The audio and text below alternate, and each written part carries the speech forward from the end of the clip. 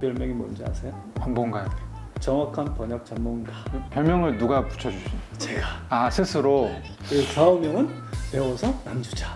근데 별명을 조금 다시 해야 될 것 같다는 생각은.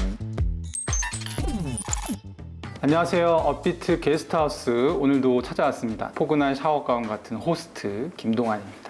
오늘 게스트는 암호화폐 거래소 업비트에서 투자자 보호를 위해서 고군분투하시는 두 분입니다. 이해붕 투자자 보호 센터장님과 윤창배 애널리스트 소개합니다. 네, 안녕하세요. 업비트 투자자보호 센터장으로 있는 이해붕입니다. 만나 뵙게 돼서 아주 반갑습니다. 안녕하세요. 업비트에서 리서치 담당하고 있는 윤창배 애널리스트라고 합니다. 영어로는 체드라고 불러주시면 좋을 것 같고요. 오늘 한번 재밌게 해보도록 하겠습니다. 감사합니다. 사실 제가 알기로는 굉장히 전문성을 가지고 있는 두 분이기도 합니다. 금융당국에서 30년 금융감독원. 네, 넘게 이제 증권 발행, 공시, 금융투자 감독, 불공정거래 조사, 최근 들어서는 이제 핀테크까지 이렇게 하다가 블록체인이 또 접하게 되고 제도적으로 어떤 것이 필요할까 징검다리 역할을 한번 해보자. 그래서 업비트에 합류하게 됐습니다. 여의도에서 애널리스트 활동하다가 NFT가 주식시장 휩쓴 적이 있었어요. NFT가 묻어있다면 다 상한가가던 그런 시절에서 제가 NFT 보고서를 내고 관심이 생기고 이 분야를 한번 뛰어들어 봐야겠다. 그래서 업비트에 합류를 하게 되었습니다. 그러면 두 분 다 이제 전통 금융 업계에서 일을 하다가 오셔서 지금 업비트에서 투자자 보호 관련 업무를 하고 계신 건데 차이가 있습니까? 저는 사실 차이가 없고요. 이 투자는 약속을 사는 거거든요. 계약이고 네. 그 계약을 하면서 거기에 따르는 투자에 따른 위험을 내가 떠안게 되는 거거든요. 그래서 이 떠안게 되는 위험을 소홀히 했을 때 겪게 되는 많은 일들을 당국에 있으면서 많이 봤어요. 그런 거를 좀 줄일 수 있는 방법, 결국은 이용자, 소비자, 투자자 측면에서 어떤 것이 필요할까 이런 고민의 연속선상에 있다 이렇게 말씀을 드리고 싶어요.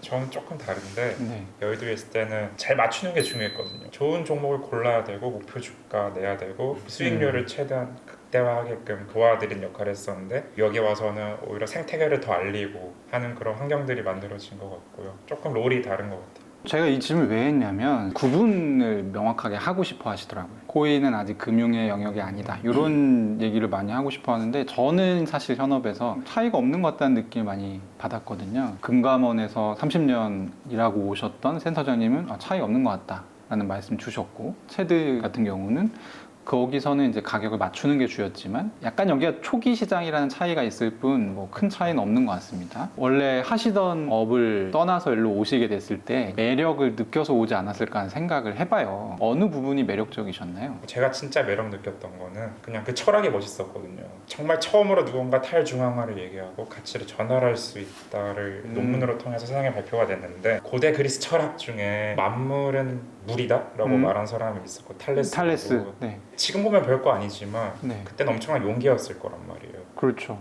모든 게 이제 신의 중심으로 돌아가는 세상에서 누군가 이건 물이다. 그 뒤로 패러다임이 바뀌었단 말이에요. 근데 이걸 딱 보면서 누군가가 탈중앙화된 이런 신뢰가 가능한 화폐 시스템을 만들어 고대 철학이 발달한 것처럼 이런 철학적인 토대를 통해서 더 발달할 수 있겠구나. 이런 부분에 제가 매력을 느꼈던 것 같아요. 공감입니다. 그 철학적인 솔루션, 네. 우리 사회에 필요한 솔루션을 이 사토시 나카모토라고 하는 여러 사람들이 기존에 집적된 기술, 캐비넷 속에 있던 기술들을 다 꺼내서 집적을 해서 새로운 솔루션을 제시한 거죠. 투자자들이 사실 투자자 보호센터가 있는지 다 알지는 못할 것 같아요. 그래서 먼저 투자자 보호센터라는 곳이 어떤 일을 하는 곳인지 간략하게 설명을 좀 부탁드립니다. 법 시행에 앞서서 업계에서 이제 최초로 투자자 보호센터를 이제 설립했다. 이게 기쁜 소식이었죠. 네. 알고자 하는 투자가 중요하다. 백서 전부 음. 영어로 돼 있잖아요. 어렵게. 네.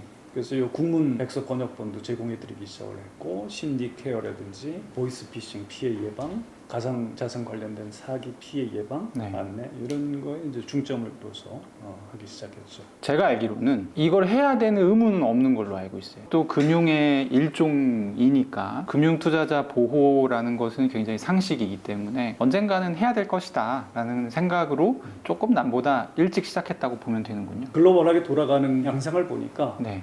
우리보다 한 발 앞서서 투자자 보호를 위해서 제도적으로 고민하는 이런 것들이 많았어요. 법적으로 명확해야 새로운 기반 기술을 가진 사람들이 꿈을 펼칠 수가 있거든요. 법으로 발현된 규칙과 제도가 명확하지 않으면 가장 큰 희생자는 국가 경제를 뒷받침하는 소시민들, 그렇죠. 투자자들. 그런 관점에서 규칙과 제도가 명확해져야 된다고 하는 생각을 가지고 연구하고 들여다보면서 번역도 많이 하고 있거든요. 가장 최근에는 이제 미카를 전문 번역을 아주 정확하게 했습니다. 그래서 배워서 남주자.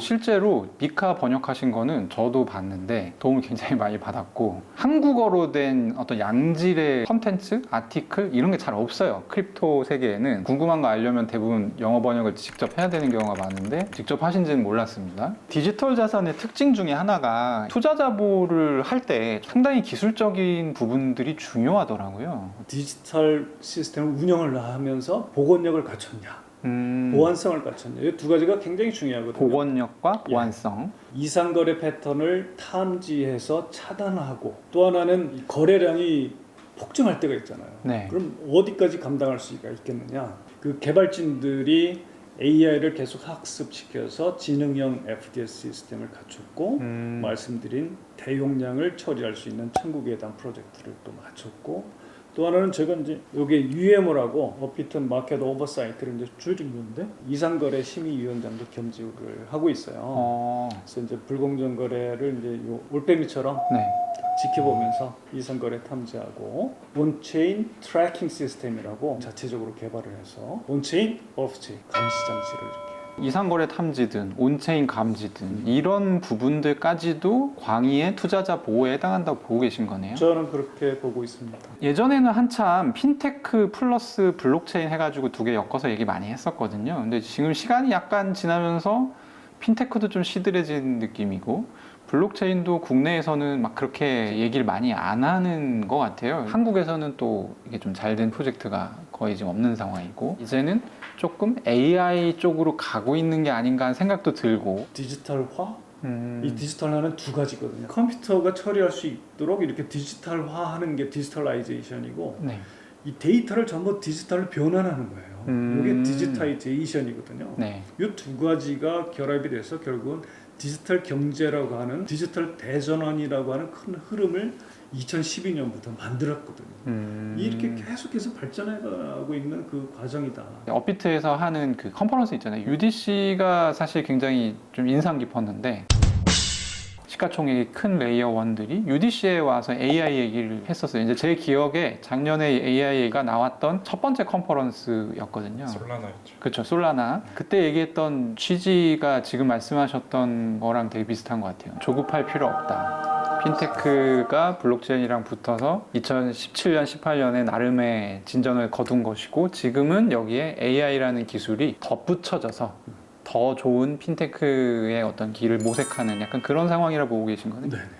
올해 하반기나 아니면 내년 정도 해서 AI가 기존의 블록체인과 붙어서 뭔가 새로운 게 있다면 혹시 어떤 걸 보고 계신지? 그 둘이 붙어서 뭔가를 만들어내는 하기보다는 디버깅하는 데 AI를 쓴다던가 블록체인을 조금 더 빠르고 효율적으로 고도화하는 데 쓸 것 같거든요. 비탈리 부테린이 하는 얘기이기도 한데, AI의 이런 효율성을 블록체인과 결합해서 그냥 조금 더 고도화를 잘 결합해서 새로운 서비스가 나온다라고는 보기 조금 어렵지 않을까. 기존 금융에 없는 게 두 가지가 있잖아요. 스테이블 코인이 없고, 그리고 이제 디파이가 없는데, 요거에 관련해서도 지금 이제 FSB에서는 굉장히 강경한 입장으로 규제 필요성을 얘기하고 있지 않습니까? 요게 구현될 가능성이 있다 보십니까? 금융하고 또 금융 투자 상품의 디지털화. 네. 이게 결국은 이제 분산 원장 기술이라고 하는 기반 기술을 통해서 다 될 거거든요. 네. 첫째, 스테이블 코인은 필요합니다. 네. 스테이블 코인은 디지털 환경에서 지급 수단으로 또 투자 수단으로 쓰일 수 있는 스테이블 코인이 이제 자리 잡게 될 거고, 디파이는 탈중앙화된 곳이잖아요. 원론적으로 보면 중앙화된 운영자가 없는 거죠. 플랫폼 경제는 중앙화된 플랫폼 운영자가 이익을 가져가고 막 이래서 문제가 됐지만, 프로토콜 경제는 제시된 규칙과 원칙, 그게 일종의 헌법 역할을 하고 구현된 것이 이제 디파이인 건데, 문제가 되는 경우가 있잖아요. 러그풀이라든지 네. 아니면 중간에 브릿지 역할을 하는 데서, 아니면 오라클 역할을 하는 데서 문제가 생길 수 있거든요. 그런 그 행위자가 특정될 수 있을 경우에 특정되는 행위자에 대해서 요구되는 요건을 적용하겠다. 금융당국들의 기본 생각이 있어요. 그런데 지금 상태는 아직은 시기상조다. 한번 연구해보자. 이렇게 하고 있는 상황입니다. 보통 이제 암호화폐 쪽에서 나오는 리서치에서 네. 이제 기한이 보통 5년을 많이 쓰더라고요. 5년 있다가 어떤 일이 좀 벌어질 거다.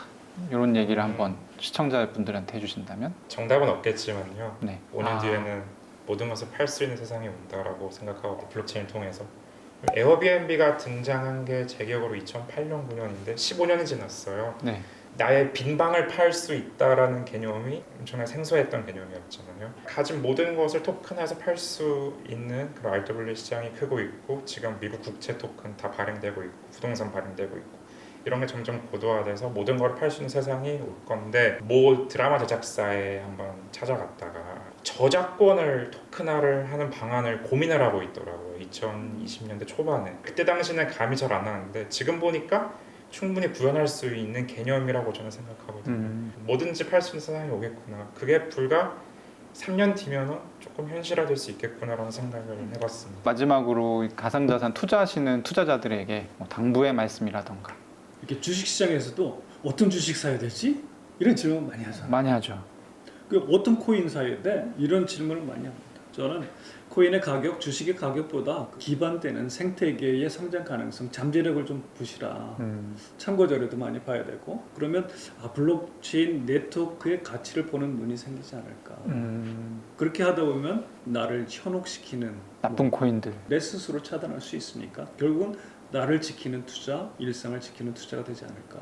저는 이렇게 세상에 공짜는 없다. 많은 분들이 코인을 하면은 쉽고 빠르게 돈을 버는 줄 알고 계시는 것 같아요. 맞을 수도 있는데 사실은 전혀 그렇지 않고 그렇죠. 17년에 부의장 때 한이 맺히신 분들이 4년 4년 준비해서 21년에 열심히 하시고 그때 하지 못하신 분들이 또 열심히 해서 24년 이때 많이 버시고 준비들을 많이 하고 계시거든요. 결코 이게 뭐 한순간에 투자 잘해서 성공하는 것도 아니고 그만큼 공부를 많이 해야 되고 준비들을 많이 해야 되는데 너무 한탕주의다 이런 거는 조금 지양해 주셨으면 좋겠어요. 오늘 업비트 투자자 보호센터의 책임자이신 이해붕 센터장님과 윤창배 업비트 애널리스트 모시고 가상자산 시장에 대해서 여러 가지 얘기 나눠봤습니다. 투자자 보호라는 범위를 굉장히 넓게 생각하고 있구나라는 생각이 들었고 도움을 실제로 많이 저는 받고 있는데 자주 찾아가서 보도록 하겠습니다. 시청자 여러분 감사드리고요. 다음 주에도 또 만나요. 개하.